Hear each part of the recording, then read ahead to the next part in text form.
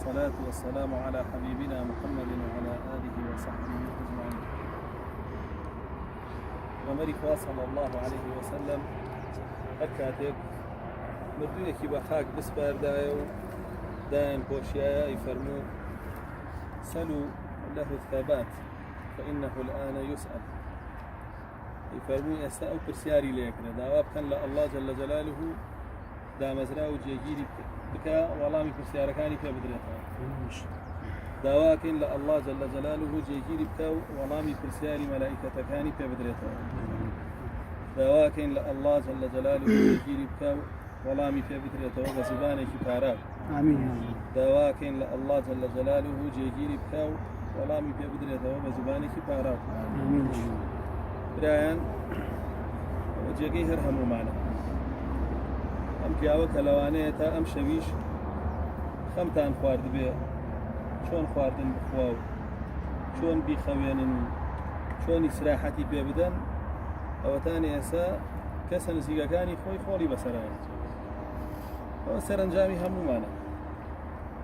ئەو گەشت بە جێگای حەقی خۆی طبعاً مردن وەکو سەفەرێک وایە بۆ هەمومان کە کەسانێک پێشەکەون وانی کەش بە دوایە ڕۆ کەسمان نییە پێی نەگەین وبدوايا نرى بەڵام وەیە ئەو لە پێشێمەوە ڕۆ جا بۆیە بەڕاستی کە ئەمە حەقیقەتێکە و ئاوا هەمومان هەستی پێکەین با خۆمانی بۆ حازرکەین بەڕاستی دیمەنی گۆڕ لای ڕەسوڵ الله صلی الله عليه وسلم سامناک بووە خۆیە فەرمێ ما رأيت منظرا أفظع من القبر فەرمێ هیچ منظرێکم نەدیوە بەقەر قەبر سامناک بووە جا بەڕاستی و کەسێک کە قەبر سام ناخاتە دڵیەوە و وای لێ ناکا بگەڕێتەوە بە خۆیان بچێتەوە ئەوە گومانی لەوە نەبێ دڵی مردووە کە دڵیشی مرد سوێن بە ئەڵڵا لێرە جوابی پێ نادرێتەوە حەسەنی بەسریە فەرمێ سەحابەکانی ڕەسوڵ الله صلی الله عليه وسلم ئەگەر بەهاتایە و ئامادەی جەنازەیەک ببوونایە دوا ئەوە 3 ڕۆژ کەعبە لێدا 3 ڕۆژ خەمبارە بوو 3 ڕۆژ بێتاقەتە بوو چونکە بە خۆیانە ئاچوونەوە ئێمە چیمان پێ بوو حاڵەت 3 دانە ڕۆژ خەریکی بەرمەجەکردنەوەی خۆیان دیراسەکردنی خۆیان بوو سعیدی کوڕی جوبەیرە فەرمێ سەحابەکانی ڕەسوڵ الله صلی الله عليه وسلم کە جەنازەیەکیان ئەدی خۆیان خستە جێی ئەیانوت گریمانەوە ئێمەین بۆ ناو گۆڕەکەمانە ڕۆین چیمان پێ جا بۆیە بەڕاستی ئێمە کە ئامادەی ناشتنی ئەم پیاوە بووین لەوانەیە ئێستا ئاوا کە وەستاوین کەسمان بە خەیاڵمانە نەیە ڕۆژی لە ڕۆژانەوە جێ ئێمەش کە لەسەریشی وەستاویشی ئینسانی ئەم سەردەمە زۆر چاوقایم هیچ شتێک کاریگەری لەسەر بەجێ ناهێڵێ یعنی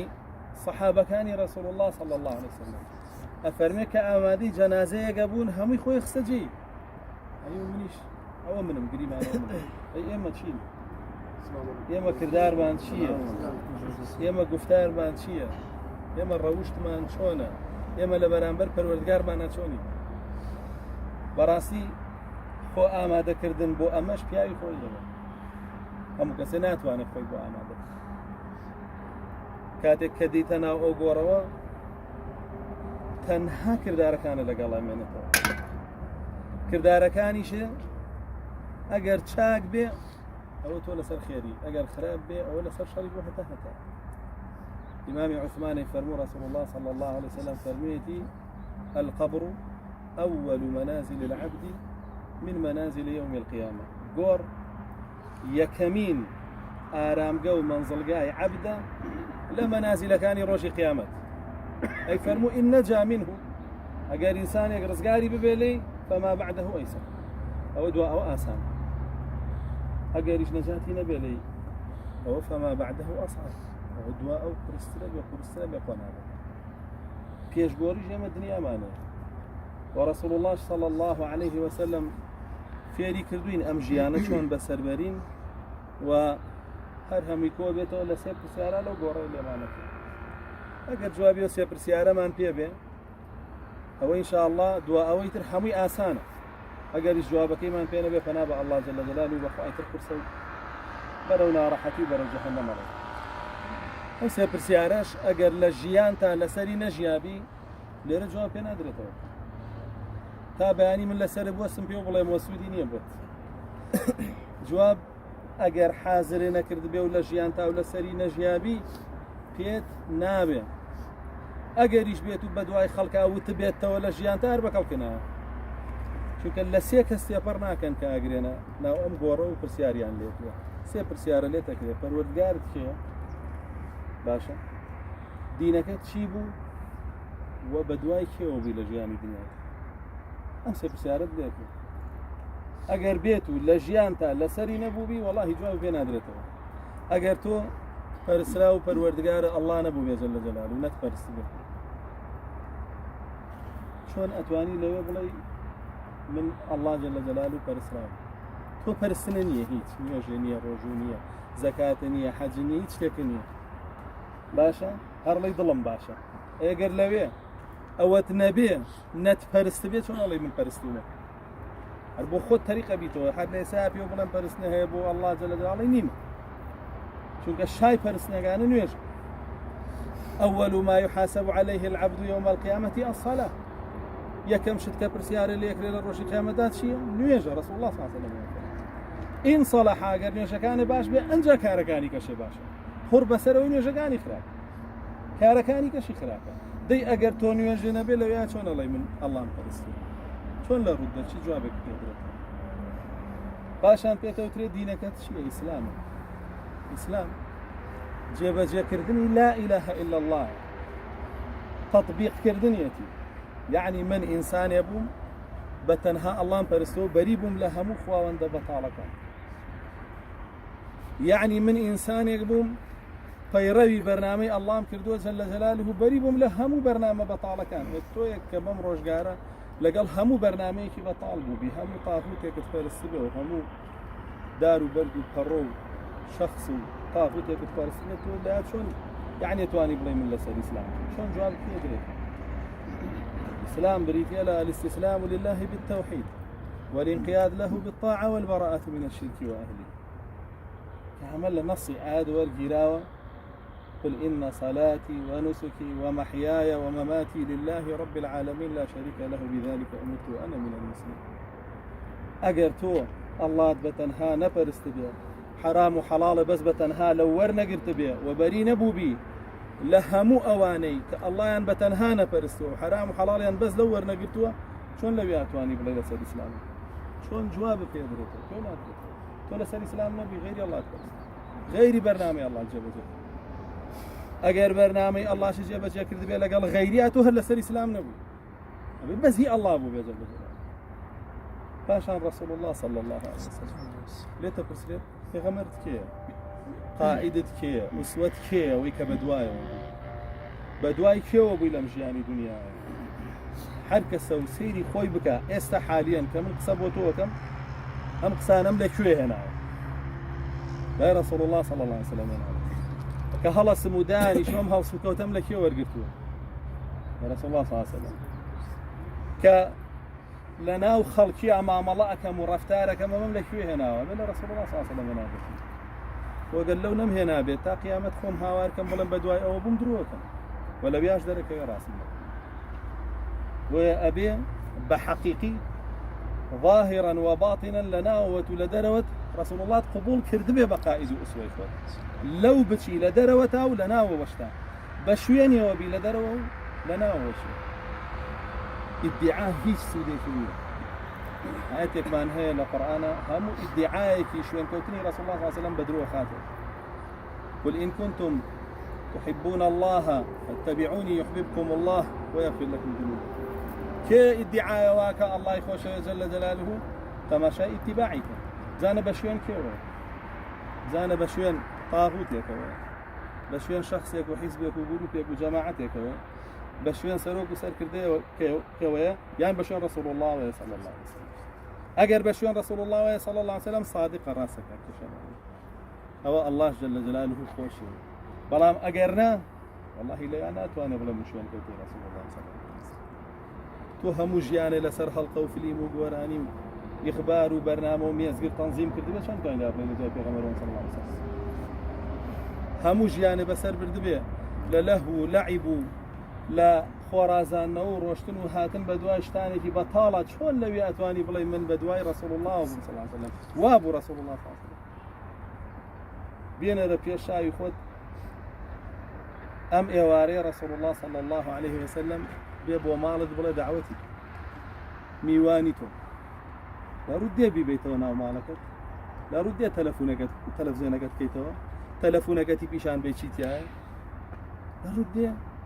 سەیری جلوبەرگی خۆت و ماڵ و مناڵ بکە لە ڕوود دێ سەیری قسە و گفتارێ بکە لە ڕوود نایە چونکە ئەزانی هیچ بەدوا ئەوە هی کەسمان لی سەلامەت نین ئەوە باشە چۆن لە جوابمان پێ درێتەوە بڵین ئێمە بە شوێن ئەوە بین یا بە شوێن ئەوە بۆی بەڕاستی ئەم سێ پرسیارە ئەبێ بە عەمەلی بە کردار لە ژیانتا لەسەری بڕۆی رسول الله صلى الله عليه وسلم فرمي ذاق طعم الإيمان من رضي بالله ربا وبالإسلام دينا وبي رسولا ونبيا كي تام لإيمانك يبين الدنيا يعني كنويجي كي تامي ليبين تشيجي ليبين كسبحان الله يا كي تامي ليبين تشيجي ليبين ككرداري في خيرك وكو شو انكوتني أم جنازة كتو دو قيرات أجرب وبريار دراو تشيجي ليبين إيمان زيادة كافي ضل أجولة بي ضل داخل بي كي تام أبيني لنوجكاني لدينكي لعبادتكاني لقصو لكردار ولرفتاري أو براسي إن شاء الله لو كساني كجوابي بسياراني بيدرته رازي بوي الله جل جلاله بالورجاري ورسول الله صلى الله عليه وسلم بيغمري بي وإسلام جديني بي أجر تشيش له هيك تيك نابيني والله أو حل الدنيا ديار الساقيتي كوتي لو بسيارة درناش وجواب كان أدري وإنسان أجداري خوي بي رسول الله صلى الله عليه وسلم يفرموا لمثل هذا فأعدوا بو أو رجاء خوتان آمادكم بسيما نازين لنا وشيخ ودا أو اندا زانين يكي لو دوانه ياخد جوابي هرسي كداته بزبانه بارا غوركي رسول الله صلى الله عليه وسلم فرمي بوي فراوانا كريت تاو بوچاوي بركا بوي بلا باخكاني باش هو قربيتي شو جوابي في ندرته وفناب الله جل جلاله فرمي خبركي دي تويك وقراس مكاني شن بناويك او بو بچال كاني جهل انجا دواتيش كدار كاني دي انا لا اگر خراب بلا شوي انساني في نابوت وخراب وكذا اگر شاكيش بلا شوي انساني في جوان وريكو بي براسي اما اقامان لحالي او نبوك اشمان هنا لغير رسول الله صلى الله عليه وسلم فرمي اگر اهلي خير به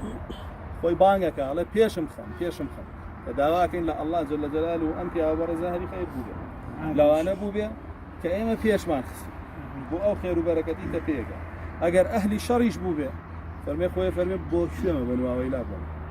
دعواكم الله جل جلاله بيبارزه لو كسانا نبوبيا وإبراهيم زور جرينجا رجعنا هيج نبي چند دقيقة يقدابنين بير لم حالقين والله إما واجين نالي أمري بخوا وأخوين نالي أمري ولا بركين نالي أمري وهلا سيني دانشين نالي أمري أري أجر جنازة كيش ببيني هرو لحظانية دوابي لنا شتو سين بخوا أجر بهتا مردن لخيالي تاج بداكي مسلماناني أمره يا أبويا أجر لخيالي لسطا بنجاش يا أبويا هرجيز حالي مسلمانان لها معالمة بمرو جنا يما هو يك جنازة بديار ما نوديت ورا في إقري ورينا تماشاي أهلي غزة روجانا صدان جنازة مقابلەیەکی چەند ساڵە لەمە پێشی مناڵێکیان پیشاننا لە غەزەپێ ئەڵێن حەزەکەی گەورە بووی ببی بەچی هەڵە جا ئێمەی مناڵانی غەزە کوا گەورابی ئەمە گەورە نابین گەورە بوون بە خۆمانەوە نابین بە مناڵیڕێ تەماشا بکەن ئەو مردنەی کە بەردەوام لەناو ئەوانایە و لە پێشیانایە چی ئینسانانێکی لە دروستکردن کە ئەوەی ئەوان تەحەمولیەکەن یەک میلەت نەبووە بە درێژایی مێژووە لەسەر زەویە تەحەمولی براس إنسان كبندي لمردن ورقرت حال يقوري جيان يقوري رفتار يقوري أخلاقي أقوري أقر تو إسا أم جنازة اشتيكي فير كردبي أبي أو بيك روشتي تو هر هيج نبي روش الأرجان تو ديتو توزي قران كاريت يا خوب الله قسم أقر بندي لي ورنا أقري قران كاريت ياناكا يك فاتحة وضل بخوانك بيشيناكا طاو حيث بقلك نماو إلا أبي بسيطنا وشاء الله أقرأك توفنا الله جل وعلا داواکارم لە الله جل جلاله لە هەموو لایەکمان خۆش بێ لە مردووی هەر هەمومان خۆش بێ شوا لە ئەم پیاوە بەڕێزە خۆش بێ شادی کا بە بەهشتی خۆی و ئەوەی کە جوابی پرسیارەکان بداتەوە داواکارم لە الله تەوفیقی ئێمە بدا هەر قسە و کارێک کە خۆی پێی خۆشە و یارمەتیمان بدا بە ئیسلامەوە بگەڕێنەوە بۆ لای بە تەطبیقکردن و جێبەجێکردنی دینەکەیەوە والحەمد لله رب العالمين.